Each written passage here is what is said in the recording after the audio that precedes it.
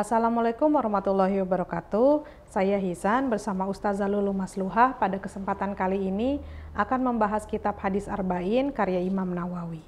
Dari Abu Hurairah radhiyallahu anhu berkata, Rasulullah shallallahu alaihi wasallam bersabda, dari baiknya keislaman seseorang ialah meninggalkan apa yang tidak berguna baginya. Hadis riwayat Tirmizi. Hadis ini menerangkan tentang kebaikan-kebaikan iman seseorang.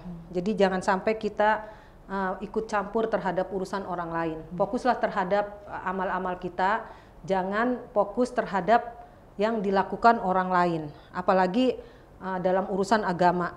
Jadi disebutkan cukuplah seseorang itu melakukan dosa ketika tidak tahu dirinya, atau tidak tahu dirinya itu apa yang bermanfaat buat dirinya dan apa yang tidak bermanfaat.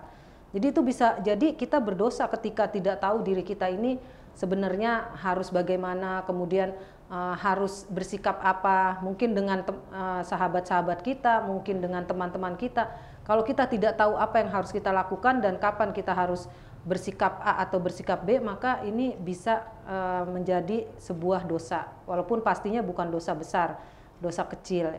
Tetapi ketika dosa kecil dilakukan terus-menerus, berarti ini membuat kita tidak yakin kepada Allah, karena terhadap diri kita aja kita ragu-ragu, atau mungkin terhadap diri kita aja kita tidak menyaring apa yang harus kita lakukan, apa yang tidak harus kita lakukan, atau kita tidak tahu apa yang diperintahkan Allah, apa yang dilarang Allah, atau apa yang harus kita bersikap dengan hati kita. Maka ini semua ketika kita benar di jalan Allah, pahala akan kita dapatkan. Tetapi ketika kita tidak tahu, ketidaktahuan ini adalah karena kurangnya ilmu. Jadi disinilah kenapa kita harus banyak mencari ilmu, banyak mengamalkan ilmu agar hidup kita berkah dunia dan akhirat. Wallahu a'lam.